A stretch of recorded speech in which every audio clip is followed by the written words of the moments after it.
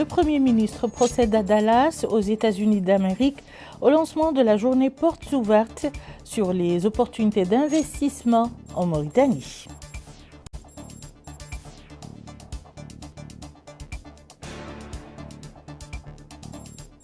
Le ministre de la Défense nationale reçoit le chef d'état-major de l'armée malienne.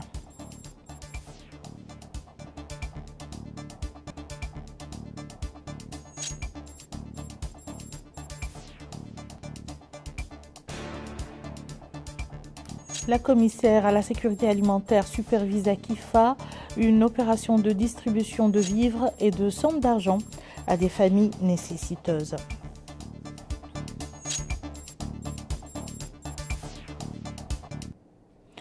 Madame, Monsieur, bonsoir et bienvenue dans le journal. Le Premier ministre, Monsieur Mohamed Ould Bilal Messoud, a procédé hier aux États-Unis, précisément à Dallas, au lancement des activités de la journée Portes ouvertes sur les opportunités d'investissement dans notre pays, organisée par l'Agence de promotion des investissements de Mauritanie en marge du sommet du partenariat économique USA-Afrique à Dallas, du 6 au 9 mai 2024. Dans son discours d'ouverture, le Premier ministre a rappelé la bonne situation politique et le climat de stabilité qui prévalent en Mauritanie sous la direction de son Excellence, le Président de la République, M. Mohamed Ould Cheikh Al Ghazouani, ainsi que les réformes structurelles réalisées au cours des 5 dernières années dans les domaines politiques, économiques et sociaux. Il a souligné que la position stratégique de notre pays, l'importance et la diversité de ses ressources naturelles, minérales et gazières, ainsi que ses ressources halieutiques, animales, agricoles et touristiques font de notre pays une destination sûre et rentable pour les investissements.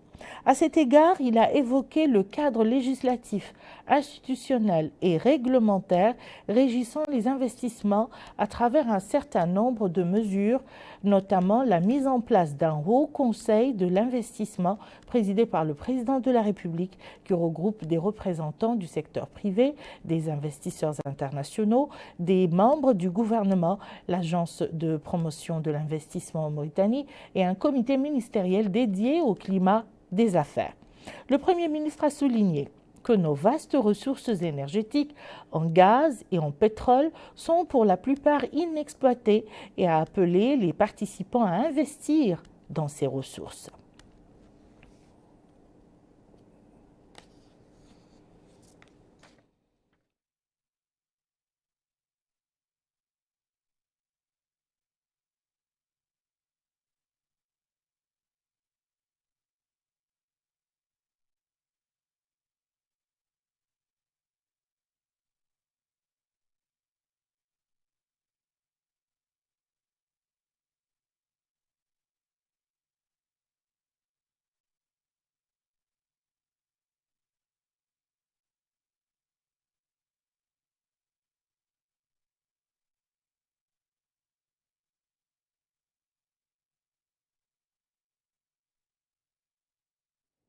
De même que le Premier ministre M. Mohamed Bilal Messoud a participé hier à Dallas à l'ouverture du symposium sur l'autonomisation des femmes au sommet du partenariat économique États-Unis-Afrique qui se tient à Dallas aux États-Unis d'Amérique. Ce symposium spécial a donné lieu à des dialogues et des discussions de haut niveau avec un large éventail d'investisseurs, de décideurs politiques et de hauts fonctionnaires de l'administration américaine afin d'allouer des ressources à l'autonomisation des femmes et à l'entrepreneuriat féminin en Afrique. Le séminaire sera l'occasion de discuter et d'échanger des points de vue sur la meilleure façon de canaliser les ressources pour soutenir financièrement et techniquement les initiatives des femmes dans les pays participants. Outre le Premier ministre, le séminaire a vu la participation du ministre de l'économie et du développement durable, M. Abdessalam Ould Mohamed Saleh, de la directrice de cabinet du Premier ministre, Mme Aïcha Valverges, de notre ambassadrice à Washington, son Excellence Mme Sissem Cheikh Ould Bouedda, et du conseiller du Premier ministre chargé de l'information et de la communication, M. Ahmed Ould Salik Ould Mohamed El Mokhtar. Le Premier ministre, M. Mohamed Bilal Mes'oud, a reçu hier à Dallas, aux États-Unis, M. Travis Atkin, président, directeur général de l'Agence des États-Unis pour le développement en Afrique. L'entretien qui s'est déroulé en marge de la conférence de partenariat économique USA-Afrique a porté sur les différents domaines de coopération entre la Mauritanie et l'Agence des États-Unis pour le développement en Afrique et les moyens de les renforcer et de les développer de manière à ce que la Mauritanie puisse tirer profit des programmes de l'agence et des programmes similaires lancés par le gouvernement américain à l'intention du secteur privé. La réunion s'est déroulée en présence du ministre de l'économie et du développement durable, M. Abdeslam Ould Mohamed Saleh, de la directrice de cabinet du Premier ministre, Mme Aïcha Valverges, et de notre ambassadrice à Washington, son Excellence Mme Sissem Cheikhoul Beid. Le Premier ministre, M. Mohamed Bilal Mes'oud, a tenu hier à Dallas, aux États-Unis, une séance de travail avec la délégation d'hommes d'affaires mauritaniens participant à la conférence de partenariat économique USA-Afrique. La réunion a permis d'examiner et de discuter des opportunités et des défis en matière d'investissement en Mauritanie, ainsi que les meilleurs moyens de tirer profit des programmes de partenariat entre les secteurs privés mauritaniens et américains. Ils ont également discuté des moyens d'améliorer les partenariats dans les domaines des mines et de l'énergie, en particulier des énergies renouvelables. La réunion s'est déroulée en présence du ministre de l'économie et du développement durable, M. Abdeslam Mohamed Saleh, de la directrice de cabinet du Premier ministre, Mme Aïcha Valverges, de l'ambassadrice de notre pays à Washington, son Excellence Mme Sissem Cheikhoul Beid, et de M. Mohamed Ould Mel'aïnin Ould Khaled, directeur général de la Société mauritanienne des hydrocarbures. Le ministre de la Défense nationale, M. Hanan Ould Sidi, a reçu hier à Nouakchott le chef d'état-major de l'armée malienne, le général de corps d'armée Amar Haïdara, qui effectue une visite de travail dans notre pays à la tête d'une importante délégation militaire. Le point avec Aminata Khan. Cette audience a réuni autour d'une table le ministre de la Défense nationale, Hanan Ould Sidi, et le chef d'état-major de l'armée malienne, le général de corps d'armée Amar Haïdara, qui est actuellement en visite dans notre pays à la tête d'une importante délégation. L'entretien s'est déroulé en présence du chef d'état-major général des forces armées, le général de corps d'armée Mokhtar Bellah Chaaban, et été axé sur les relations de coopération entre notre pays et le Mali, ainsi que les moyens de les renforcer davantage. Ensuite, la délégation militaire malienne a été accueillie par le général de corps d'armée Mokhtar Bellah Chaaban, chef d'état-major des forces armées, au siège de l'état-major général des forces armées, où des détachements de l'armée sont venus rendre les honneurs. Le chef d'état-major général des armées, le général de division, a ensuite tenu une séance de travail avec le chef d'état-major de l'armée malienne, le général de division Oumar Diarra. Lors de la séance de travail à laquelle ont pris part le général de brigade Mohamed Val Raes, chef d'état-major général adjoint des armées, et des commandants de divisions et des directions, les chefs d'état-major ont discuté et diagnostiqué les questions et préoccupations sécuritaires des deux parties dans un climat empreint de transparence et d'ouverture. Il s'agit pour eux de trouver des solutions durables permettant la mise en œuvre d'un mécanisme de sécurisation des frontières communes et d'éviter à l'avenir des incidents similaires comme ceux survenus dernièrement. Les deux parties ont exprimé l'importance que revêt pour eux le fait de s'accorder sur des mesures concrètes de sécurité pour assurer le retour au calme et à la tranquillité dans les zones frontalières pour protéger les intérêts vitaux qui sont basés sur une longue histoire de relations fraternelles entre les deux pays et les deux peuples. Le délégué général à la solidarité nationale et à la lutte contre l'exclusion Ta'azur, M. Hamoud Mohamed, a inauguré jeudi à Ayoun, en compagnie du Wali du Houd al-Gharbi, M. Ahmed Mamadou Kelly, le complexe Ta'azur qui comprend un magasin d'alimentation, un abattoir moderne, un espace sportif et une salle de loisirs au profit des populations les plus vulnérables de la ville. La délégation générale à la solidarité nationale et à la lutte contre l'exclusion avait auparavant inauguré hier soir dans la commune de Ouaddamour, dans la Muqata'a de Maqta' al-Hjar au Brakna, une centrale électrique solaire. Bokar Belaban en dit plus.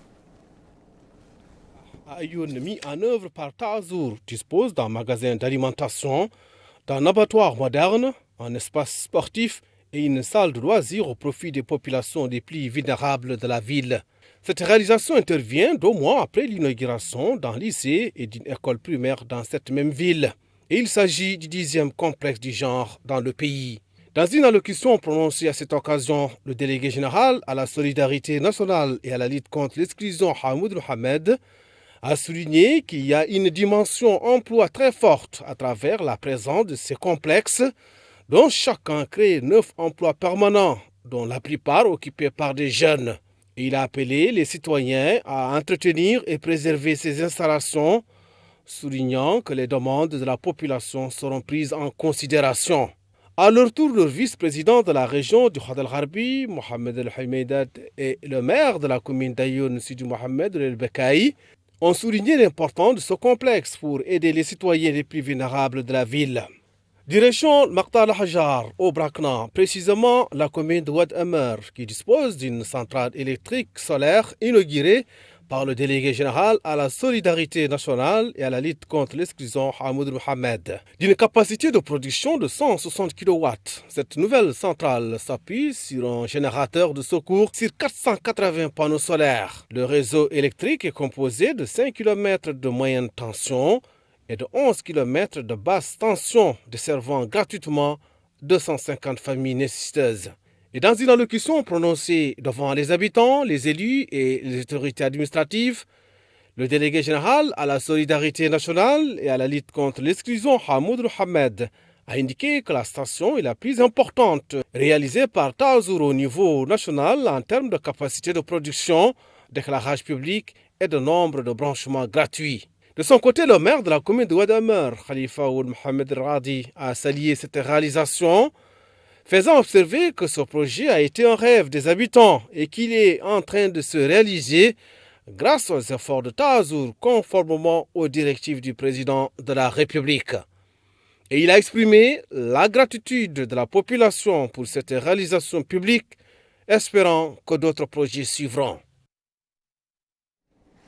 La commissaire à la sécurité alimentaire, Mme Fatimatoum Khatri, a supervisé aujourd'hui à Kifa, en compagnie du wali de la Saba, M. Baali Abdrahman, le lancement d'un programme de financement de 27 projets générateurs de revenus, ainsi qu'une opération de distribution gratuite de plus de 1015 tonnes de denrées alimentaires au profit de 16 124 familles. Aminata Kana.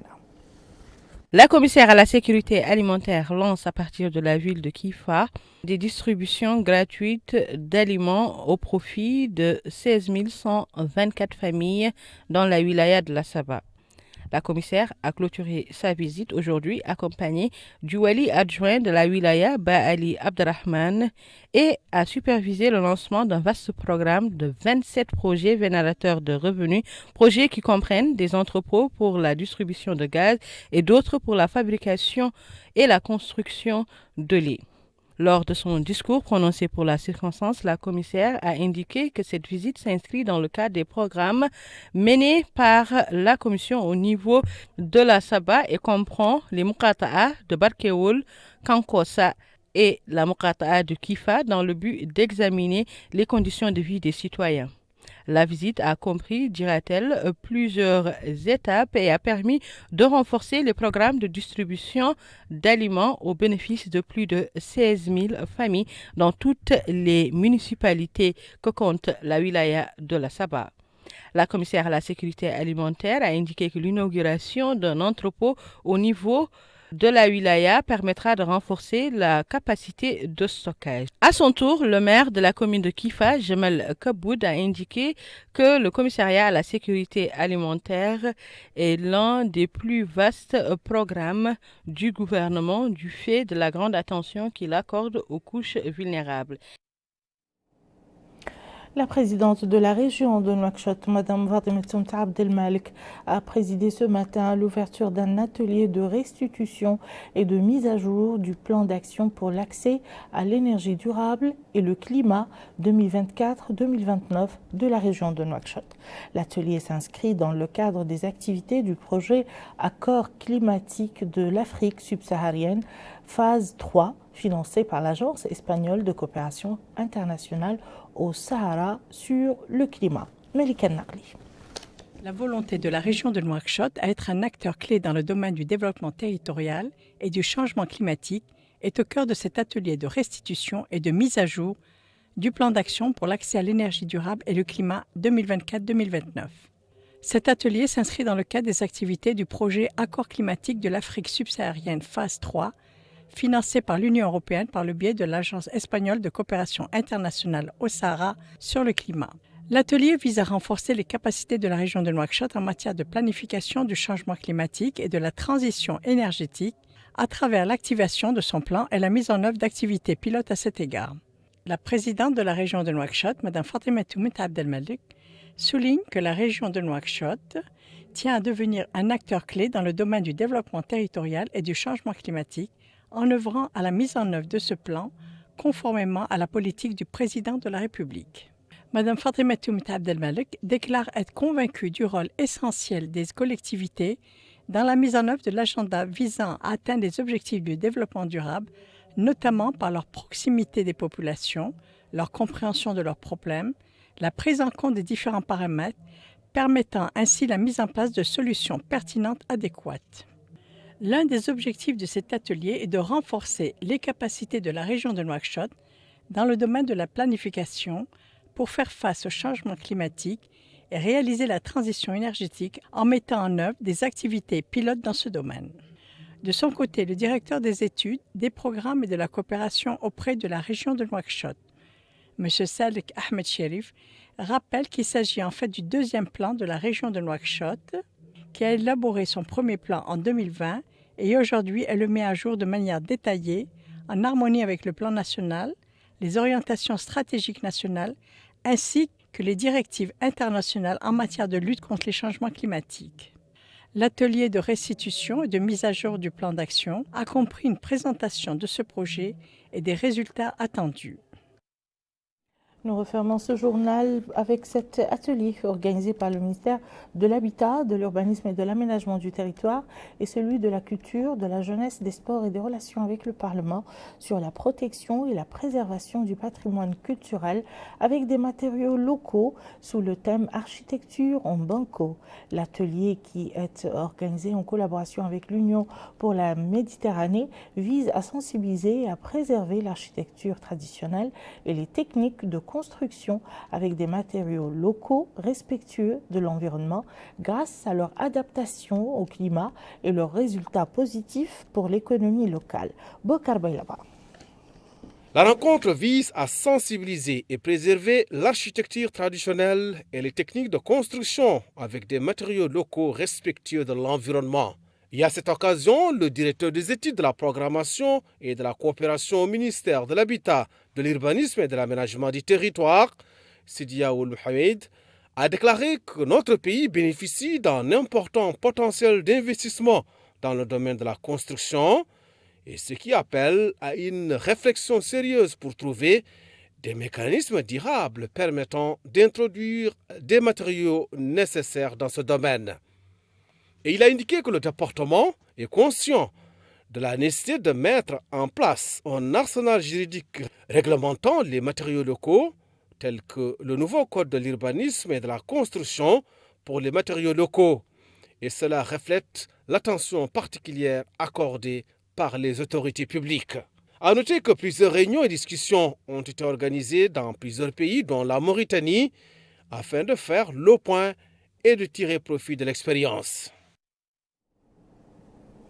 Et voilà qui met fin à ce journal. Je vous en rappelle les principales informations.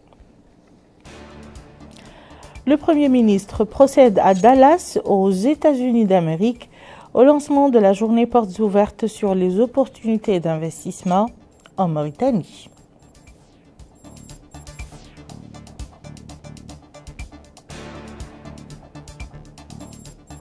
Le ministre de la Défense nationale reçoit le chef d'état-major de l'armée malienne.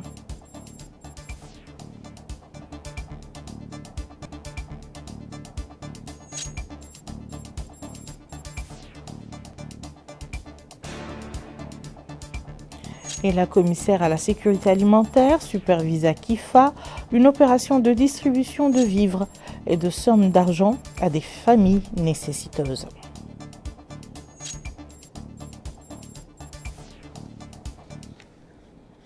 Merci, madame, monsieur, de nous avoir suivis. À très bientôt, Inch'Allah.